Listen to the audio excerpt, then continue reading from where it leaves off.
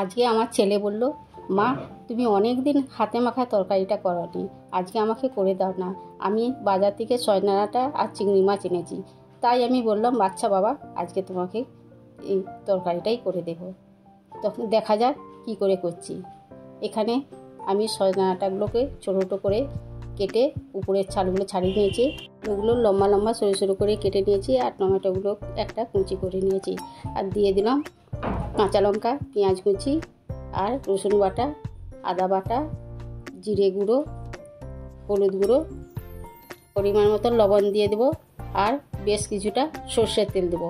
এটা সর্ষের তেল দিয়ে করবেন, খুব সুন্দর টেস্টি হয়। এবার আমি হাত দিয়ে ভালো করে মাখিয়ে নেব। আমার নতুন বন্ধুদের জন্য রইল সাবস্ক্রাইব করার অনুরোধ, আর পুরানো বন্ধুদের জন্য রইল ভালোবাসা। আমি মাখিয়ে নিলাম। এবার দিয়ে দেব হাফ বাটির মতন জল। জলটা দিয়ে দিচ্ছি। জলটা দেওয়ার পরে আমি দিয়ে দেবো ওপর থেকে চিংড়ি মাছ। আপনারা চিংড়ি মাছটা নাও দিতে পারেন, আমার চিংড়ি মাছটা দিলে বেশি টেস্টি হয়। এবার দিয়ে দেবো ওপর থেকে ধুয়ে রাখা মসুর ডাল, দিয়ে আমি 5 মিনিট ঢাকা দিয়ে দেব। ঢাকা দিয়ে গ্যাসের ফ্লেমটা মিডিয়ামে করে দিলাম। 5 মিনিট পর খুলে দেখলাম আমার প্রায় তরকারি হয়েই আসছে। একটু নেড়ে চেড়ে দিলাম।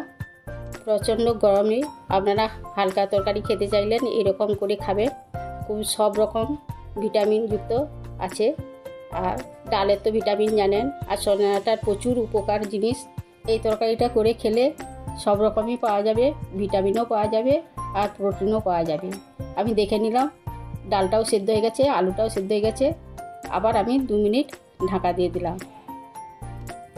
আবার 2 মিনিট পরে খুলে দেখলাম তরকারিটা সুন্দর মাখা মাখা হয়ে গেছে। দেখুন কত সুন্দর লাগছে দেখতে। এবার আমি একটি সার্ভিং বোলে ঢেলে নেব সার্ভ করার জন্য। এটি বাচ্চা থেকে বুড়ো সবাই খুব পছন্দ করবে। এটি কম সময়ের মধ্যে হয় এবং খুব পুষ্টিকর খাদ্য। করে খাবেন এবং সকলকে করে খাওয়াবেন। আমার ভিডিওটি ভালো লাগলে লাইক, কমেন্ট, শেয়ার করবেন। সুস্থ থাকুন, ভালো থাকুন।